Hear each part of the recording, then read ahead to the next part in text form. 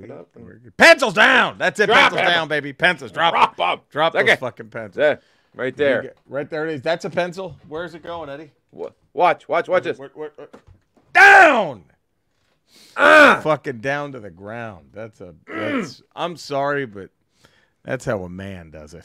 That's how men do it on this men's podcast. On this podcast, this men's podcast about men doing men stuff. Fuck yeah, bro. We're fucking savages, bro. Fuck yeah. You gotta fucking eat you gotta eat fucking shark protein, bro. Fuck, it's the only way to get healthy, bro. Oh, fuck yeah.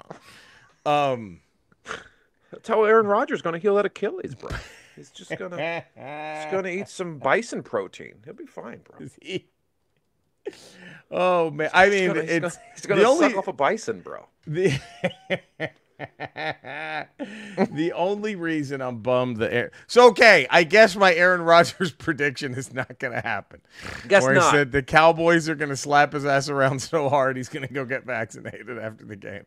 That is not gonna happen. He is using medical science to heal his heel. Isn't that something? It's interesting. Wait, I thought doctors in science were all full of shit. Yeah. But now that he tore his Achilles, well, what? He should have just kept playing. He should just be like, no, I don't. Nope, but nothing's torn. What are you talking about? Ivermectin. Give me some ivermectin. I'm fine. It's just a cold. It's just a cold. Just the flu, bro. It's just the flu. It's just okay. Can I? That was with the COVID thing, and sadly, the shit's coming back. You know what I mean? Like these fucking morons. It's just the flu. Who wants the flu? Even if it's just the flu, who's had a good time with the flu? Who's ever had oh man, dude, like who's ever been like every time I got the flu I get laid? Like who's when is that? I'm 20 for 20 with the flu, bro. Every time I got the flu, I'm at the club and I get pussy. Much push. So much pussy. Is that we already stumble upon today's title? Every time I get the flu, I get laid. Every time. It's just, but yeah, like it's so now poor Aaron Rodgers gonna have to fucking suck it up and listen to a dog. But why? They're all wrong. It's a pandemic. It's just his opinion. It's just an opinion. It's just his opinion. It's not. There's no. It's just an opinion. There's an Achilles. You don't really know there's an Achilles. Can I tell you, Eddie? I have firsthand experience. By the way, it's just you and I today. I'm sorry. Okay, I know why. Cody was really pushing that impeachment, and I don't think he realized that Trump's own Department of Justice set it up to where you have to have the votes. You can't just do it. Yeah, it's. Anyway, so it's making McCarthy and I guess folks of Cody's ilk look pretty bad. It's pretty pretty I mean even Lauren Boebert couldn't even sit through a Beetlejuice theater play. She couldn't even make it through a rendition of Beetlejuice. How hard it was. That's how hard it was. That's how hard it is going for Cody out there. For the people of that ilk. Of that ilk. Those people. But I have firsthand account of having a doctor give me what turned out to thankfully be false information. Mm-hmm. Andrea and I were told that last September, a year ago, that my cancer was terminal.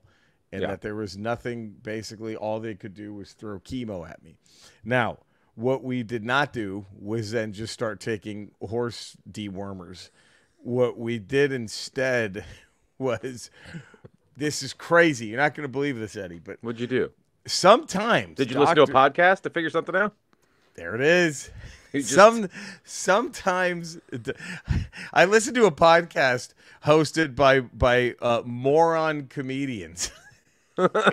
And took all their medical and scientific advice. No, what I who've now turned into life gurus. Who've now turned into life gurus. Yeah, the last person in the world you should listen to about how to live your life is a comedian. We're from two moron comedians. We will tell you. We're never gonna tell you what to do.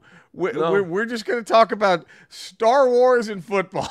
Fucking. That's the way. I wish the people that listen to more on comedians for life advice would hang out with comedians in a green room for 20 minutes. And be like, wait, what if I wait? Okay, never mind. Who am I listening to? Why am I listening to these people? I'm taking these advice people don't from know what they're this talking fucking about. moron just because they say bro.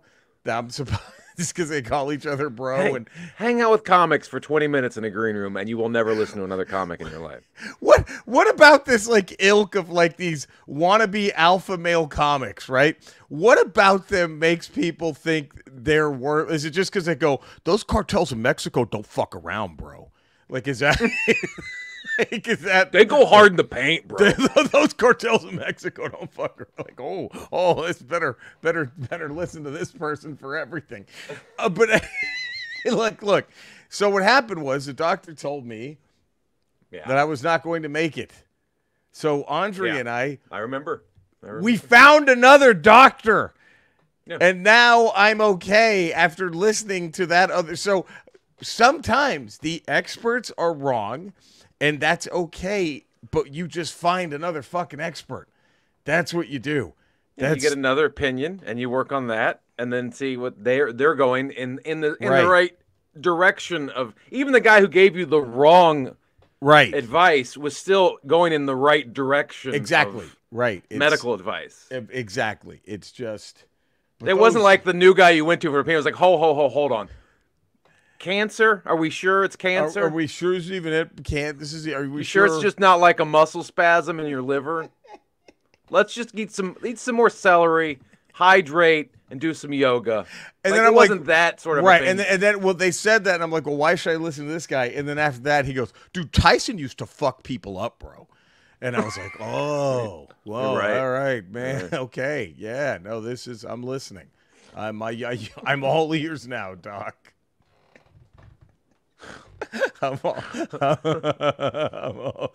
The fucking Russian mafia, they don't fuck around. Okay. Fuck! Wow. I didn't know that. I didn't know. I thought they did. I thought they did fuck around. I thought all they did was just fuck around. Man, don't listen to comics. Don't listen to us. Don't listen to the other ones. Not for life advice. No, we'll tell you. Humor and entertainment. We'll tell you if a Star Wars show is worth watching. That's it. I'll tell you if a video game is worth your time. That's it. Now, okay. If you also want fad of like listening to comics, it's so stupid for life advice. It's insane. It's the dumbest shit. Now, I'll tell you as there's one life advice you and I are experts on. Yeah. And that is how to go to any Little Caesars and mop up puss. Just clean up. Back up. Do you know like how many times like I have to worry? Am I giving Andrea something because of all the Little Caesars pussy we've gotten? Right. I always. Well, you don't know. You don't know because we don't know. We don't. And we don't strap up. We do not. No. It's just we go. Who has time? Who has? There's too much. The line is too long. The line's too long. Those $5 pepperonis are already pre-made. They're ready to. You don't got to wait for them to make. Those hot and readies are ready to go, and they're hot. I don't have time to drop $5 on a hot and ready. How and $5 could I? on a pack of condoms? It's one or the other. There's not. I mean, I just don't. And if I'm going to spend money at Walgreens, it's not going to be on condoms. Right. Lawrence Taylor used to fucking tackle, bro. Yeah, that's. Wow, I didn't know that. Maybe the greatest football player to ever play the game. Oh, he used to fucking hit hard, bro. He fucking hit, bro. Oh, wow. I didn't know that. Okay. I guess I'll take this guy's advice on a pandemic. Clearly, this guy must football. Know. I'm sure these people know. He watched Tyson in the '80s box. He must know. He must know what he's talking about when it comes to medicine. Okay, so maybe climate change is bullshit. Okay, all right. Now that this guy broke it down. Oh boy. I have some. I think I've reached the most insufferable. I think I've reached what I think is the most insufferable song ever written. I think That's a bold found statement. It. I know. That's a bold statement. Okay, but when I sing it, this is not our intro song. I'll sing a better one. Okay. But when I sing this, you tell me if I'm wrong. Okay. Okay. I mean, let me just. If it's a Last Supper of insufferable songs. Oh God. What bands are at that table? You tell me. I guarantee you, this song is at that table. Can you give me that much? Creed, Hoobastank. Who else is at that table? Nickelback's in there. Nickelback. But here, I think this might have, to quote a band that would never be there, Soundgarden. I think this band might have the Jesus Christ pose on this song. Ooh. You ready? Okay. So hold me when I'm here, right me when I'm wrong, baby, baby, baby, hoobie booby balls, so love me. Hoobie booby balls, lick my booby balls. That's if there's ever a song you could just do a 5th grade maturity level rewrite, it's that one, isn't it? It's just so fuck me when I'm here, queef me when I'm gone, poop me when I fart, shit me lick my big fat balls, lick my big fat balls. Is that one of the? Come on, that's got to be an insufferable. That's pretty bad. That's up there, right? That's pretty bad. And it for whatever reason it doesn't.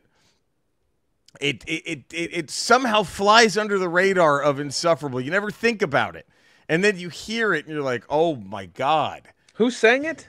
That's the wonderful. And they might have the Jesus Christ pose. 3 Doors Down. Okay. I'm here without you, baby. That's another one. They're at the table for sure. With that lead singer that just looked like a fucking alcoholic Mark Hamill. I always remember that he just looked like an alcoholic, a young alcoholic Mark Hamill is that guy from 3 Doors Down. Had Mark Hamill not booked Star Wars, right? That's what he would have. But the weird thing is, so Andrea is here. She's working right across from me right now. Ooh. And she is caressing her nipples every time I sing that song. She just starts doing it.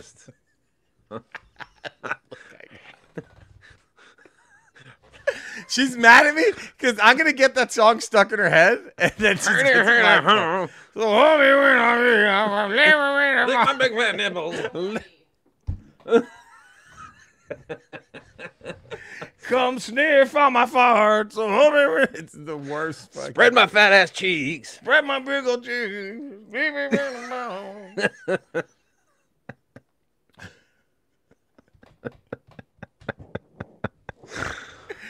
Motley Crue knew how to fucking party, bro. Oh, okay. Huh. Yeah. No idea. There hasn't been several books written about it. Motley Crue didn't fuck around, bro. They party. Oh, let me. I need more advice from this person. Motley Crue not a party, bro. We got 259 more minutes of this. Wow. 3 hours of this. 3 hours. Motley Crue fucking brought it. They knew how to party, dude, bro. They fucking.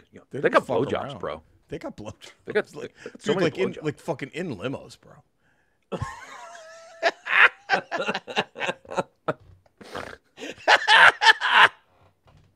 Fuck. No, but listen to me how to live, bro. All right, look, that's Eddie. That's 13 minutes and 47 seconds. Oh, yeah. So, I think I'm going to hopefully cleanse. Okay. Hopefully when I'm here, hopefully I'll cleanse it. Shave off all my pubes. Wait, hold on. Can we do a cartels don't fuck around? The ones tend to really hit. Tyson knocking people out. Motley Crue knew how to get around. Oh, God. Oh, fuck. Those Mexican cartels don't fuck around, bro. Wow. No idea. What insight? No idea. I thought all they did was fuck around. What insight? And boy, does this guy know how to fight. Anyway. Boy, is that a tough motherfucker. All right. Let's do it. You ready? Yeah. So sing along if you know the words. Been beat up and battered around. Been set up and I've been shot down. You're the best thing that I've ever found. Handle me with care. Come on, everybody. Reputation's changeable. Situation's tolerable. But baby, you're adorable. Handle me with care. I'm so tired of being lonely. I still have some love to give. Won't you show me that you really care? All right, everyone. Everybody's got somebody to lean on. Put your body next to mine and dream on. There you go. Bam. Could you imagine a song like that exists?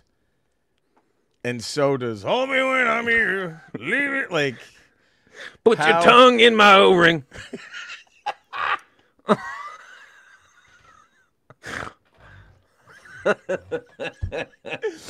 Oh, God. Look at us, Eddie. Here we are, Ramble. 360. 360? Which ended. Full circle. Yeah, full circle. Ramble full circle. Full circle Ramble. This, by the way, this Ramble could have been over 16 minutes and 29 seconds ago. Yeah. But we're still going. Easily. Just for After you. the first bro. Bro. That's a ramble. Dude, Tyson fucked people up, bro. Dude, we could just do a whole, like, we literally could fill 45 minutes just coming up with one-liners for these, like, Marino wannabe alpha. It hard, bro. Marino threw it hard, bro. Marino fucking zipped that fucking thing, bro. And Mark Duper caught all those balls, bro. Mark Duper fucking dove. He dove. He fucking put his body out there, bro. He ran and scored touchdowns, bro. Oh, fuck. Emmett Smith got yards after that first hit, bro. Oh, yeah, no, really. Number one leading rusher. Had no idea that some of those came after hits. Wow. Thank you. Oh, boy. All right. So yeah, maybe this guy's a whole fuck Fauci take has some weight here.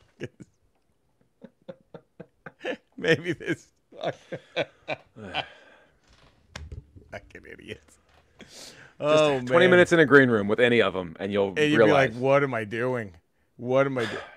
But I don't know how I don't know how you fix the people who have been bit by the who have been bit by the alt-right. It's like a zombie bite. Like, well, that's it. You got to cut their head off, I suppose. How we're fixing this? Like, this is. There's we can only cover their arms so much until it's time. Oh, God. Eddie, Ramble 3, I don't know if you knew this, but we could be emailed. The Ramble. Yeah, I've heard. We also have a Twitter. Emails, bro. We can fucking email us, bro. They fucking email us, bro. You can email us, bro. Bro, you fucking email us, bro. Fuck Twitter, paper, bro. Fuck yeah. Twitter at Podcast Ramble 1. Our Instagram page is at Podcast Ramble. We're on YouTube. The Ramble Tube. Did you know that, Eddie? Yeah. The Ramble Tube. We also have merch, our TeePublic page. Look at that. Get on that. We're back at 138 5 stars. We're back. But we need more. So if you're listening, please subscribe to Ramble. Give it a 5-star rating, a positive text review, all those kind of things. Is the goal by 400 rambles to have 150,000 5-star ratings? Yes. Is that the goal? I think that's the goal. We have 138 5-star reviews. Yes. Do we get to 200 by Ramble 400? Do we even get, with these people, do we get to 150? These fucking people. With these fucking people, do we get to 150? That's 12 more reviews. In 40 more podcasts. 40 more weeks. 40 weeks. Can we get almost 12 more? a year? Now, we'd like more, of course. Sure. I'd love 200. I'd love 150,000. Oh, my God. How great would, I mean. But I'm just asking for 12 more. That's it. In 40 weeks. That's it. Dude, fucking Escobar fucking moved coke, bro. All right, like from one place to another, bro.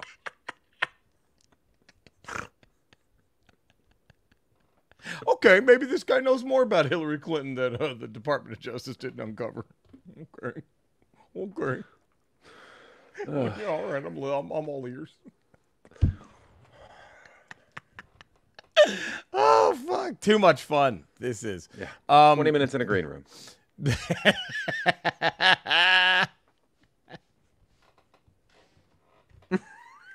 all it takes. That's it. That's it. All it would take. All you would need to know. What are we going to call this one again? I already forgot. I need to write it down. Something about pussy. Oh, when I got the flu, I never got laid so much, something like that. When I got the flu, I got more pussy. That's right. I got so much puss. Yeah, I got to write this down because I forget these things. And Andre's every time I get the flu, I get laid. And Andre's not going to help. You know what I mean? I'll be like, "Hey, hon, did you hear what I just said?" No. I mean, no, she's too busy fucking pinching her nips. She's too busy pinching her nipolies. Honey, nobody thinks you're actually doing that. You don't have to worry. That's no one really. I know, but now they're thinking about me on the other side of this, pinching my nipples. No, they're not. They're thinking of you.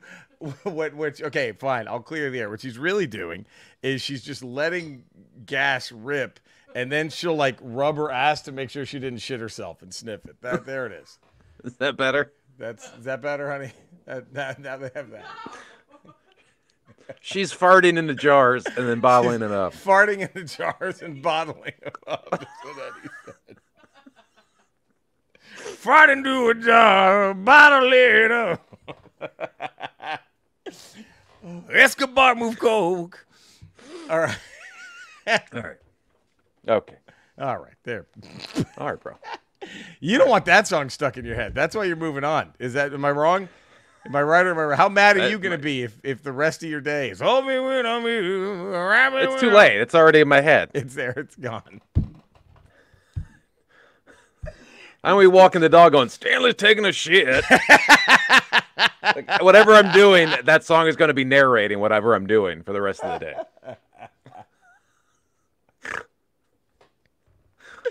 Oh, man. Let's see. The second shit today. My ass won't come clean.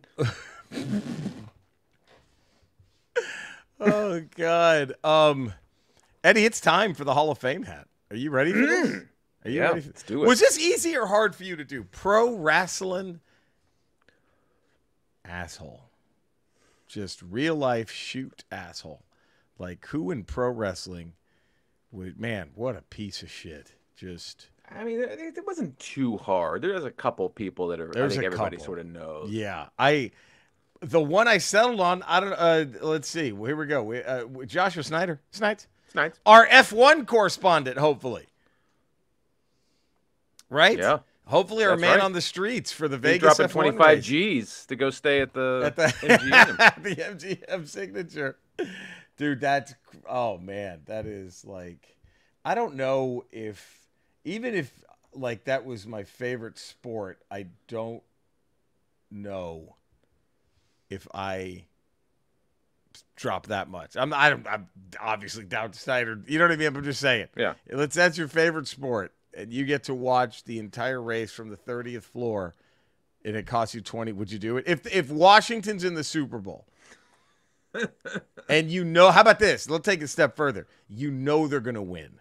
Okay. You know it. It's like Niners Chargers. You know they're gonna win. Do you, if it's $25,000 and if you have it to spend, do you do it to go watch them 50-yard line seats? I mean, if money is not an object for me, then yeah, of course. But see, I think even if money is an object, it's not an object. You got to be like, oh God, I don't know. I still might though. But if it's like money is like just like whatever. Right. If you're a billionaire, no big deal. No big deal. That's why I think all those rooms are going to be fucking gone before that race starts. I think there's enough. Crazy. I think Snyder, please let us know in an email. That is right there with like soccer, right? F1 racing as far as like most popular sport in the world. And I think it's like soccer and then F1 racing. And then you get to like fucking our shit, you know? Then after that, you get to the stuff we love. But like, yeah, I think World F1. So they're gonna sell. Anyway, Josh Snides, our man on the street, Snides. Hall of Fame hat for pro wrestling shoot asshole Vince McMahon is Joshua Snyder's pick. Snides. Sean Williams. Hey, Jerry, Eddie, and Mr. Missing in Action, sometimes known as Cody. And, well, look, he has a good reason, Sean. First off, Jerry, congratulations to Jerry and Andrea on the engagement. Thank you. To correct you guys, if Eddie dresses as Orion Pax, Andrea would have to be Ariel. Optimus and only Optimus should be with Alita 1. Okay, wow. No, only thing acceptable post-movie would be Springer and RC pre-headmaster. Also, you should see what it takes to get Eric Idle to do Retgar for the wedding or John Machida to be Blur again. Now, that would be... Is John Machida still alive, the Micro Machines guy? I don't know. That would be... I think he died. I think we lost the Micro Machines guy. I think. He could fucking talk fast, bro. I always got him mixed up with the Dunkin' Donuts guy. Right. Time to make the donuts. He could talk fast, bro. I think they both died. He could say like fucking bro. Like 500 words in like 30 seconds. Like he'd be saying what I said right now, and he'd already be over, bro. He'd be like done, bro. You'd already be done saying what I was saying right now, bro. Like 2 seconds ago, bro. All right, well then, I think I am going to listen to their theory on what really happened on 9/11.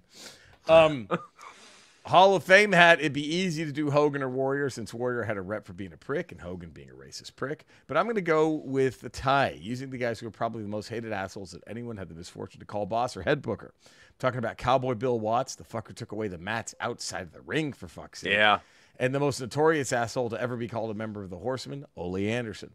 Somebody who nobody has a good thing to say about him, not even his former teammates from the Horsemen. That, and he actually thought that Mean Mark, a.k.a. The Undertaker, could never be marketable. That's pretty bad.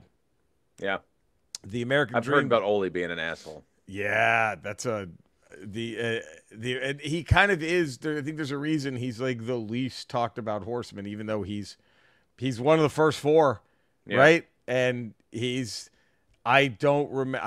I remember all the other guys before. Oh, that's right. I remember him cutting promos. I'm like, he just looks like an asshole. Like a piece of shit. Just a piece of shit.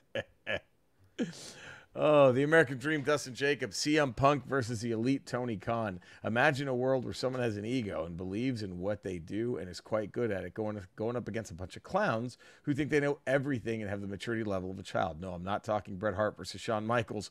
I'm talking a Bret Hart Mark versus Shawn Michaels Mark. It's crazy how the two very real shoots parallel. I started watching AEW because of Punk. All apologies to friends who worked there before the Pepsi Phil hit the scene. And I really don't want to continue watching a product run by EVPs that can't run a target. Vince McMahon is a real piece of shit, but the guy can lead. Tony Khan's a trust fund mark who can't put together a cohesive story and seems to swing off of Meltzer's schlong for star meter accolades. Triple H isn't perfect, but the guy understands what makes championships matter and what long-term storytelling can do for business. Tony just wants to play with his action figures. Yeah, but what the bummer is, it sounds like Nick Khan has shut the door on CM Punk going to WWE with those comments, right? We wish him all the best.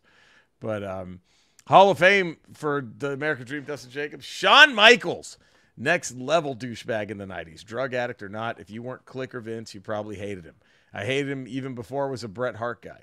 Guy had the world on a silver platter, and he knew it, and he wanted everyone else to know it. Couldn't stand him deep down. I probably still can't. Damian Bottriell. Bat. You spin me right round, baby, right round, like a record, baby, right round, round, round. Hey there, Ramblers. Damian Bottriell spinning it up for Ramble 360. I see what he did. That's pretty good. I saw what he did. Pretty good. I like that. My Hall of Fame hat goes to Hulk Hogan. The biggest star of the 80s and 90s was notorious for holding back other stars from taking his spotlight, from stopping Ventura trying to unionize the wrestlers. Hogan stooged me out to Vince. To having racist and homophobic rant leak in a porno of all things. There's a shopping list full of Hulk. Here, let me show you how to fuck him. Here, no, you're doing it wrong. You're doing it wrong. If you're going to lick a guy's nutsack like this, come here. Just bring it over. Give me your nutsack. Let me show you. Let me show you how to lick a nutsack.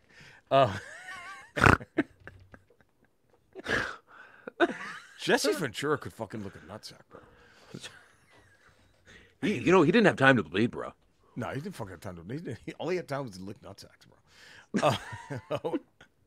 Owen Edmonds, Jerry, Eddie, and hopefully Cody. We hope to with Cody, but you know what's going on. Hope to. You know what's happening. What hat? Fritz Von Erich. Enough said. Ooh, man.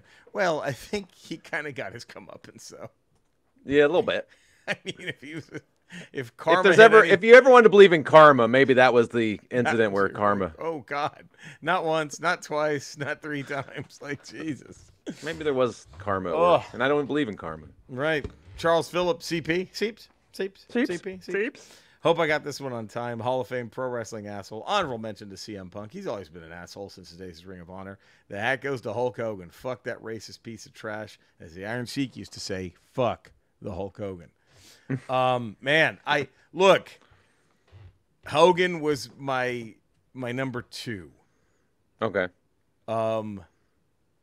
And should be number 1, but I think it had to go with Vince McMahon.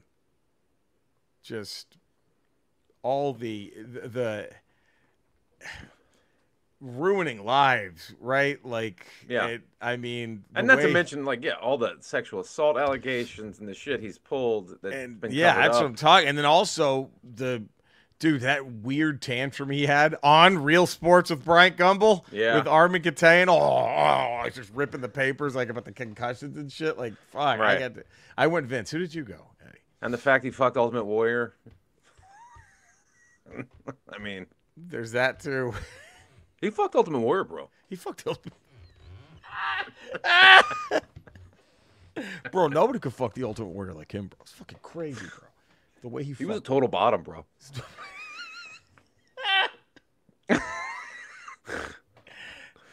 Who's yours? I like it's difficult. Like, because there's guys like Triple H who are probably assholes unless you're their buddy, right? Right.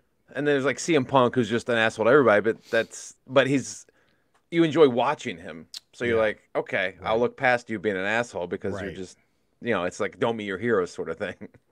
Exactly. And then I was watching like some of the fucking like the Vice specials or what the Beyond like Dark fucking Side New Jack.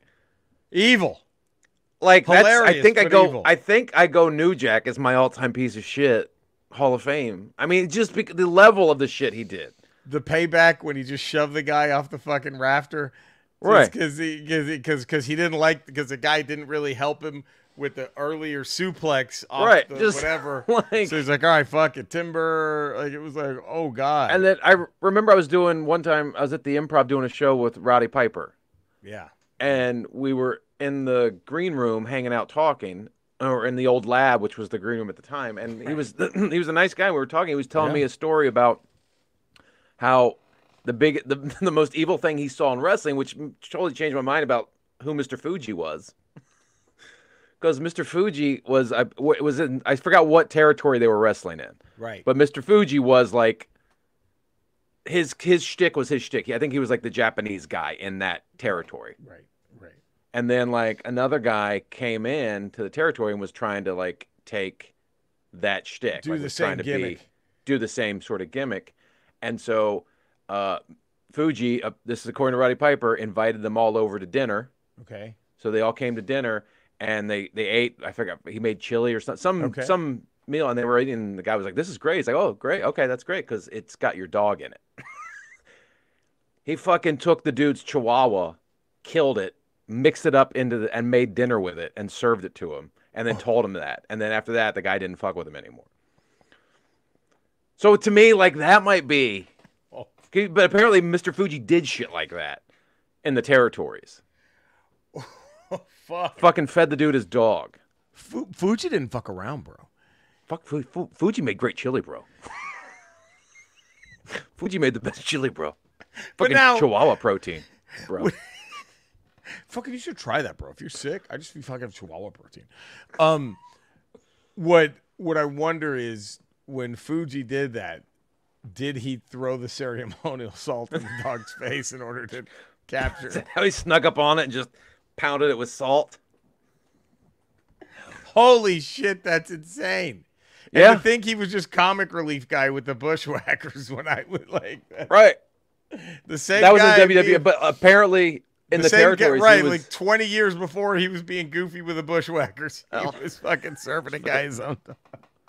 Fucking murdering a dog and then fucking feeding it to the dude just to teach, just as a showing, like, don't fuck with me. Wow. So maybe Mr. Fuji gets the Hall of Fame hat for that story alone. For that alone, how is it? I mean, Jesus Christ.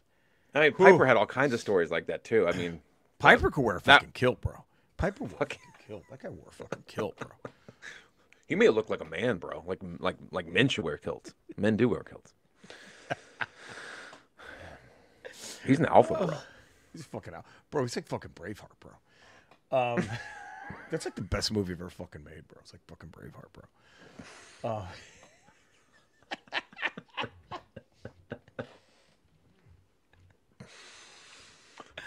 Oh, God. So next Ramble 361. Look, it was kind of a tease, Eddie, with the leadoff.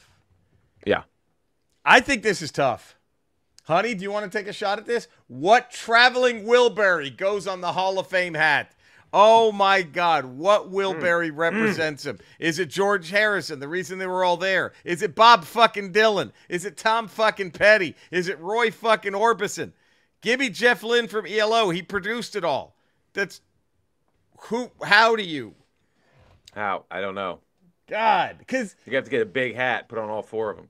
I mean, Dylan is Bob Dylan, right. but I mean. But look at Tom Petty's body of work. Look at inside and outside of that. You have a Beatle in the band. You have a Beatle, but at the same time, their two biggest songs fucking pop the second Orbison starts singing. I mean, the minute Orbison pipes up, you're like, God damn, I was all in before, now I'm even extra. The minute. So you have to look at it as like who is the biggest star within the group of them? Who made that group within what that group was? Right, exactly. So if and it sort was of ignore all the outside shit. Right. And you still have, I mean, God, I mean, Petty carries so many of those. Harrison, I don't know. You've done the impossible. You've set up the impossible. I really have for the fucking Ramblers right there. There it is. Fucking, it was like all Hall of Famers in one fucking band, bro.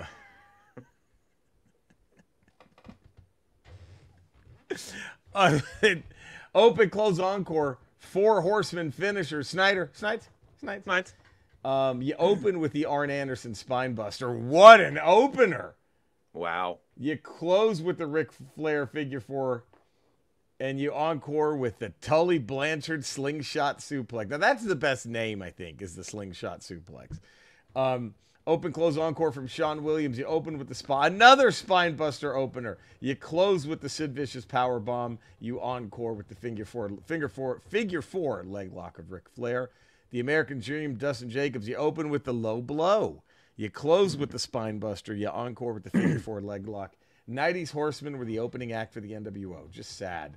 Think of an 80s hair band that was a shit in the 80s and was now opening for Taylor Swift or some shit. Not good. Davey Batriel. Bots. You open with the Texas Cloverleaf from Dean Malenko. Dean Malenko getting some love here. You close with an Arn Anderson Spinebuster. The encore, what else could it be? Ric Flair and the figure 4 leg lock. You open Owen Edmonds. Owen Edmonds of the Putting Fritz von Erich in the Asshole Hall of Fame hat.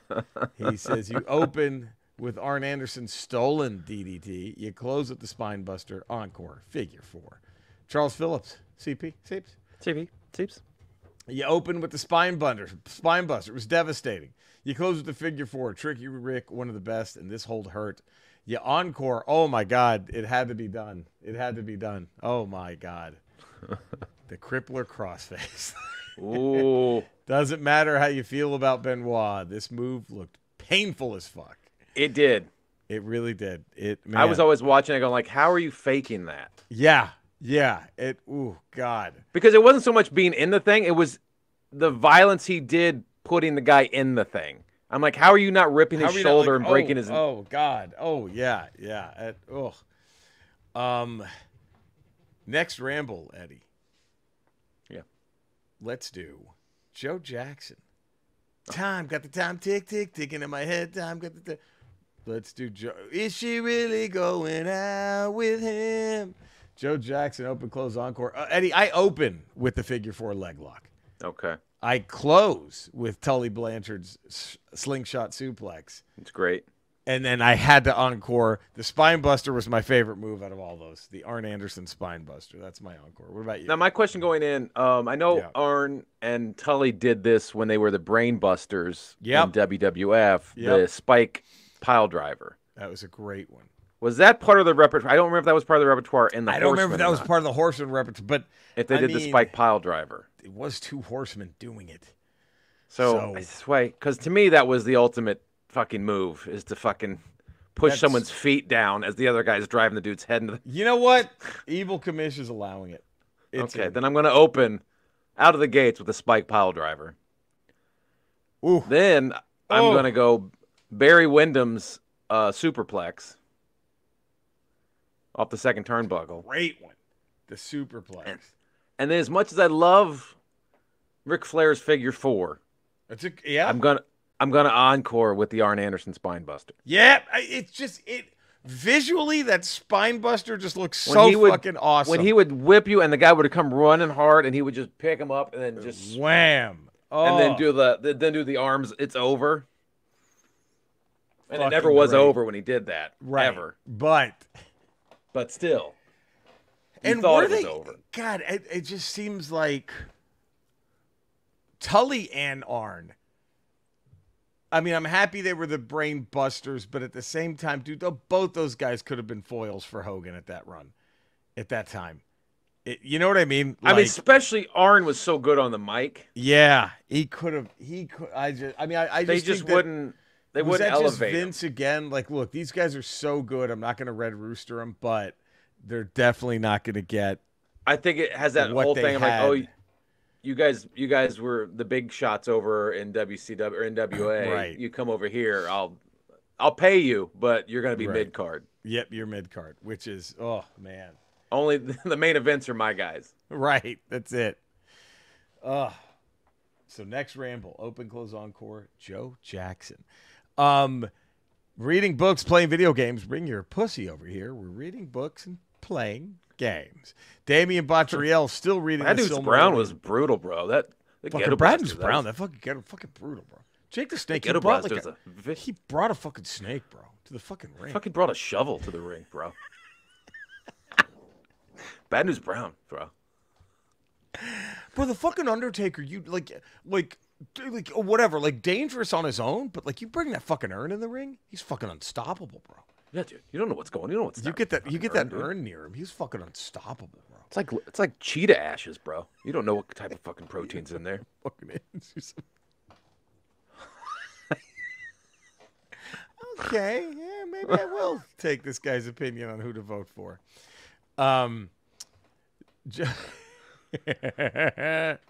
Joe Jackson, next Ramble, open, close, encore, 361. Still reading the Silmarillion for bots, still cyberpunking it up with a dash of Valkyrie hunting in God of War. That was my favorite part of God of War, was the Valkyrie hunting. Charles Phillip, CP. Video games. He's playing as Nicolas Cage in Dead by Daylight. He's great and kind of annoying. All right. Nice. Right now, I'm still rolling through Illusion of Gaia on my Retro Rocha streams, Twitch and Kick Retro Rocha. Just my name on YouTube. Eddie, every weeknight at 8 p.m. Pacific if I'm not on the road. And if I am on the road, Eddie, it's Retro Rocha After Dark. Ooh. Huh? I'll do it in the hotel after the show. Still, then also Naked. Just started Starfield. Fucking really, I'm in. Baldur's Gate 3 is so fucking good. Starfield is so fucking good. And dude, you have a PS5, don't you? I do. Texas Chainsaw Massacre, buddy. It's so much fun. It's the closest fun to the Friday the 13th game. It is. I don't think anything will ever beat. I think I told you my Friday the 13th story. When I first played the game, I was playing it with friend of the Ramble, Tom Bissell. Okay. And some of his buddies. And it was like my first time or second time playing the game. And somehow all like there's like I think like 5 of us. All 5 of us wound up hiding in the same log cabin, right? And we're just in there hiding, and we're just like we're kind of now just like making small talk. Yeah. Right? Just because we're all in the headsets, whatever. And then fucking Jason busts the window open, and all 5 of us are like, stop! I just started screaming and fucking ran like we're all just running for our lives out of that fucking cat. Like it legitimately scared the fuck out of all of us. It was like that. It was so great. But yeah, like that was. And then the one when I was part of a playthrough that killed Jason, it was fucking incredible. Like, but this one, Texas Chainsaw Massacre, is really fun. It is really fun. Fucking Ed Gein, bro. That guy didn't fuck around, bro.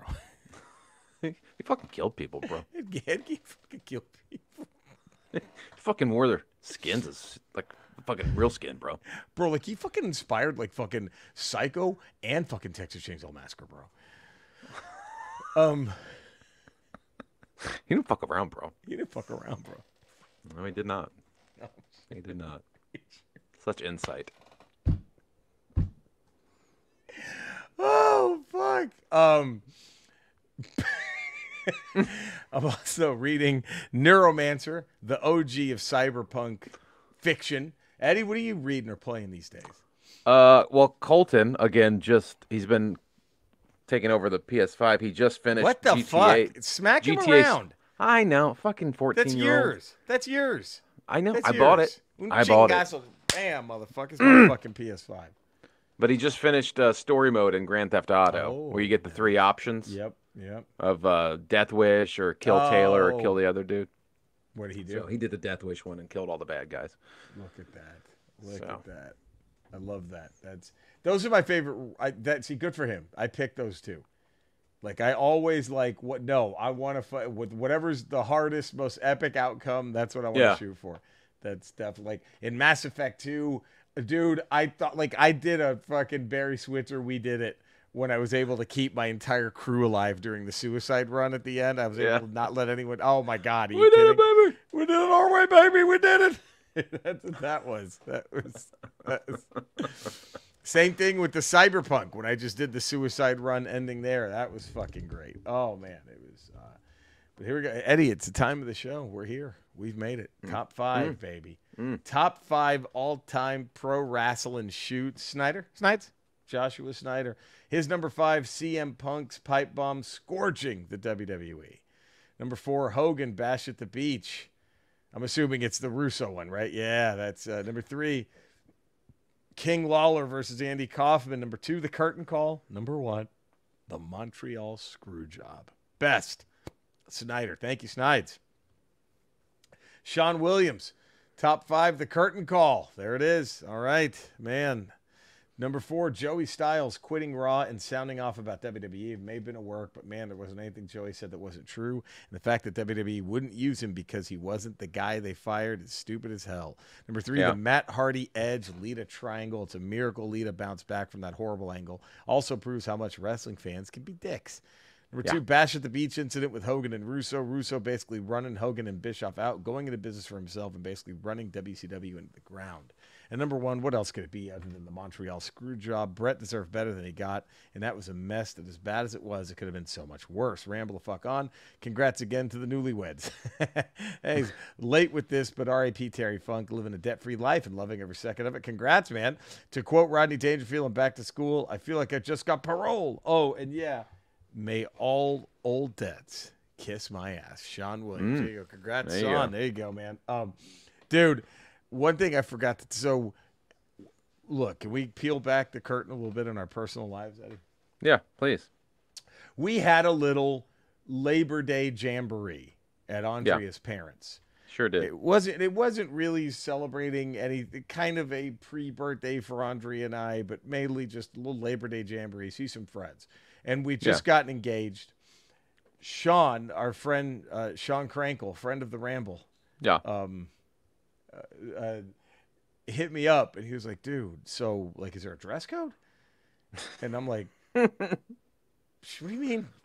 Sean, dress code? No, dude. He's like, oh, okay, well, all right. And then we said, like, people are getting around like 4 o'clock. And he goes, well, should we get there like a little before 4, or is the service at 4? And I was like, oh my God, he thought it was a wedding. Because he was like, he started, I'm like, dude, we're not getting married. We're just having a celebration. Because he saw that I told him that I engaged, Andre and I got engaged. And he goes, oh my God. He goes, dude, I was half drunk when I saw that. And I just thought, oh, okay, they're getting married.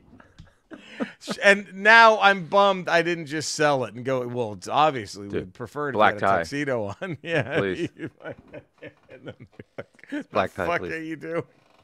Shows up. Oh, what are you doing, Sean? Oh, it was so funny. The American Dream, Dustin Jacobs, top 5.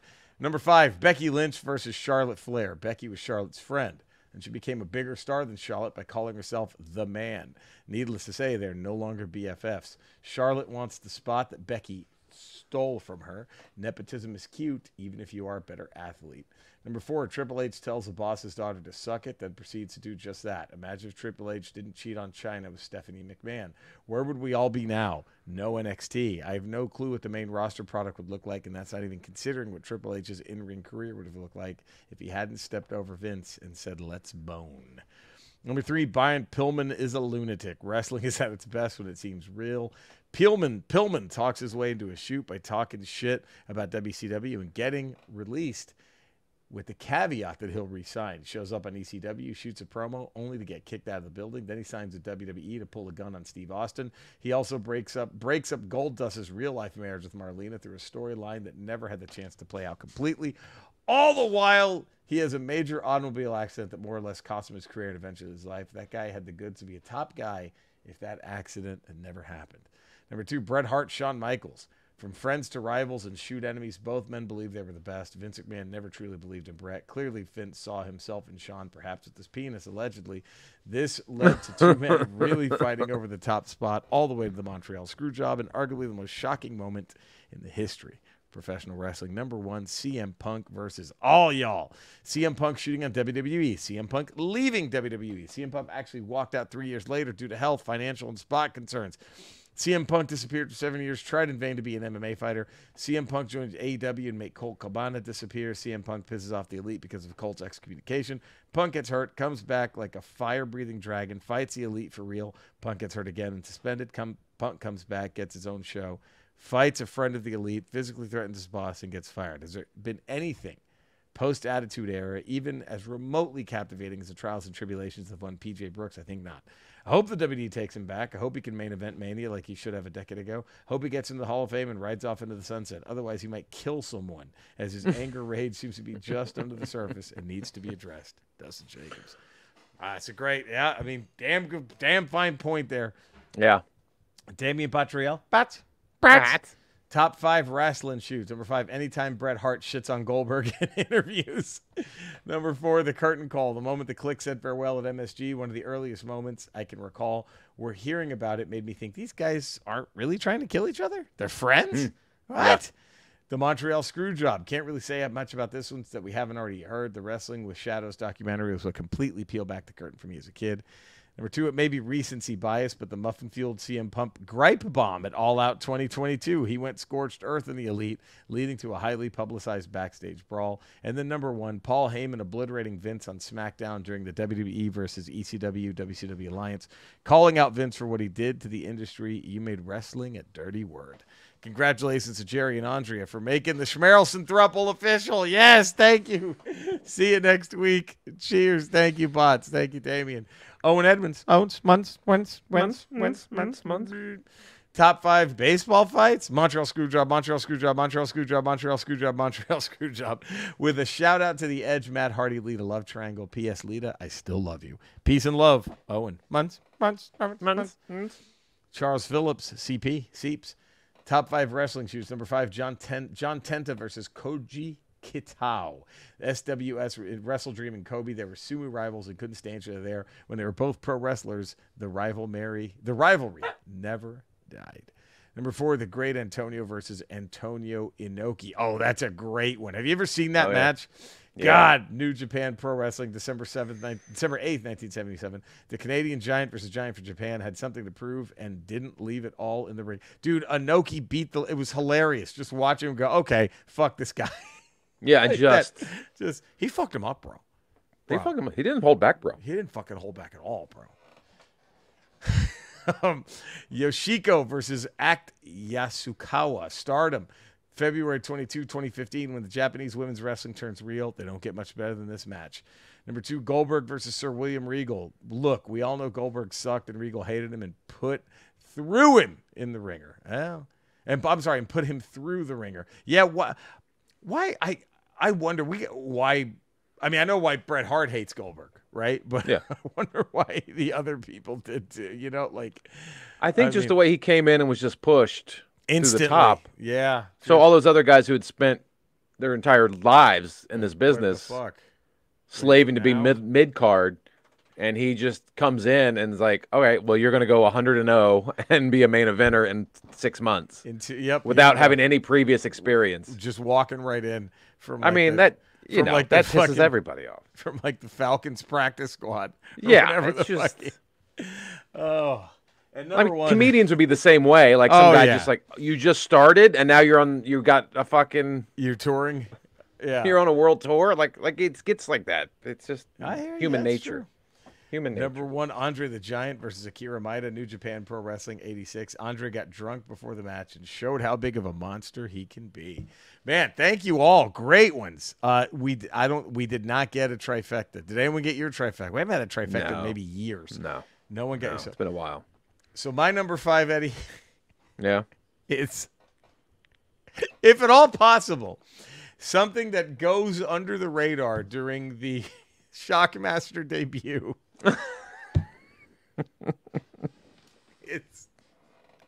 I believe it's Booker T. If you watch it again, too bad Cody is dealing with his issues. Inquiries. The inquiries. Or else we could pull it up. But if you watch it, when the guys stumble, when Shockmaster falls, you can hear Booker T go, "Who is this motherfucker?"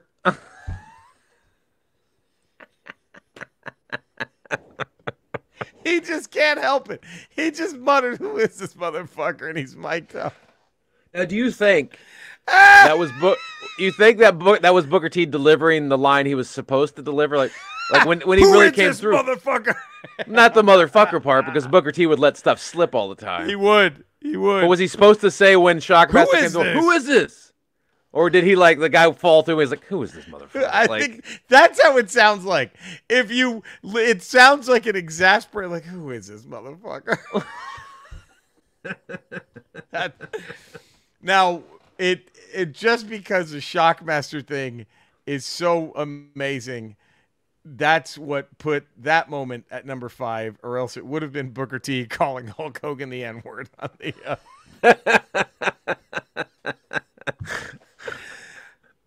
Hulk Hogan, we coming for you. Fuck, and Sherry Martel is just like, oh, and again, maybe the greatest of all time, unfazed Mean Gene Okerlund. Mean Gene. Well, because he's done interviews with Hogan his whole career, so he's heard the N-word constantly. So he's not fazed by the N-word. He's not at all fazed. Stevie Ray, what do you think? Oh, man. What was your number 5, Eddie? My number 5 was when Medusa brought the women's title to Nitro. That was from Raw. Crazy. Yeah. Because, I remember what we saw originally when Flair came over to WWF in 1991 and he brought the big gold title. Yeah. And that was shocking to see when Bobby Heenan was holding it, to see that. But we knew he was coming over anyway, and WCW just let him have the title. But, at that time, when Bobby Heenan brought the big gold title, there was never ever a mention of the other wrestling division. Promotion. Right. WWF didn't acknowledge it at all. Right. And then now during the Monday Night Wars, there had been acknowledgement and people were going back and forth. But then for Medusa to come and bring her current world title to Nitro and then throw it in the trash. I always thought that was like, fuck.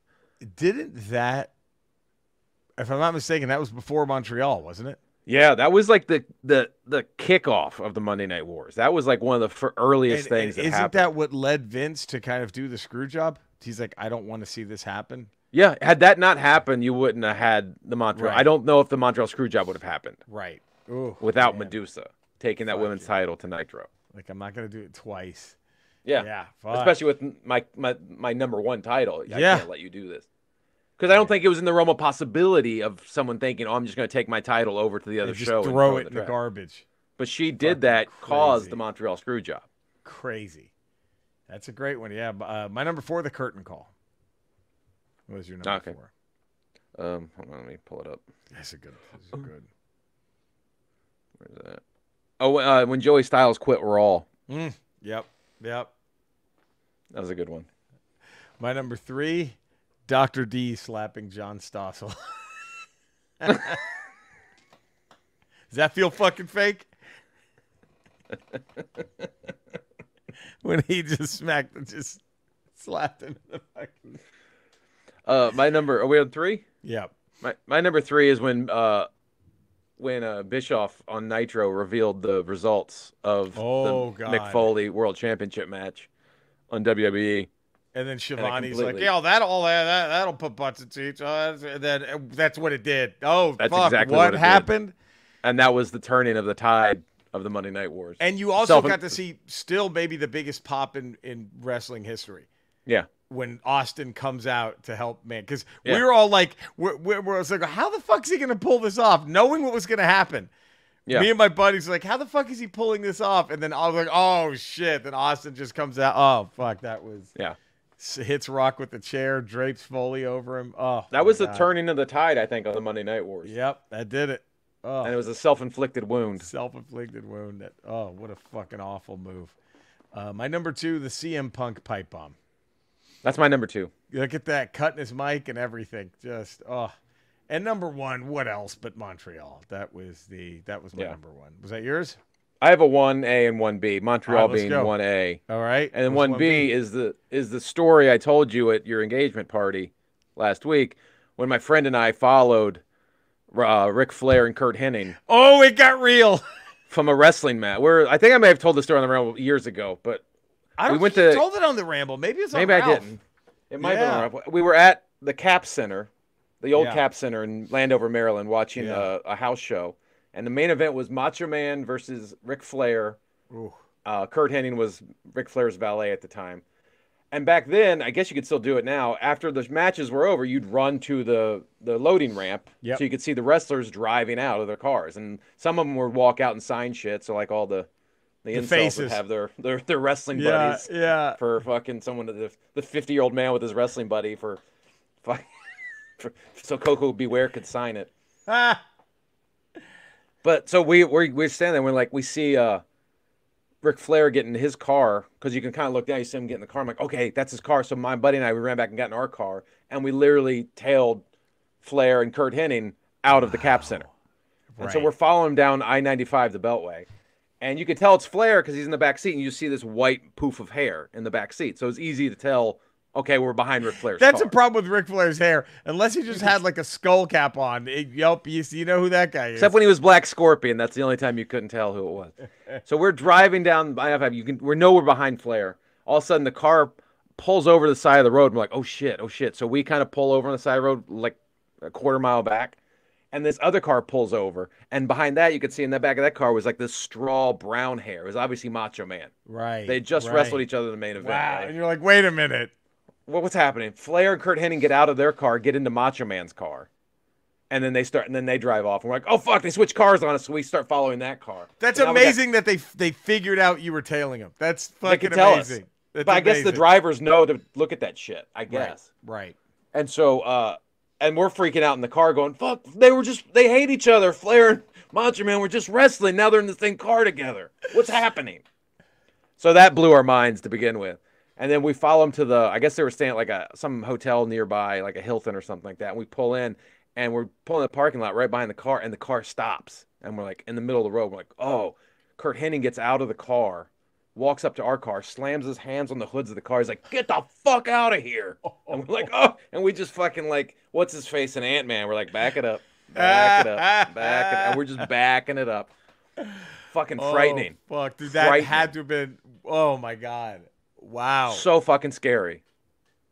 Fuck. He could have literally beat the fuck out of both of us. He could have ripped us out of the car and beat the fuck out of both of us. Two like 17-year-old high school kids. We didn't know what the fuck we were doing. And Henning was, oh god, that's amazing. Henning could have destroyed us. Oh, amazing.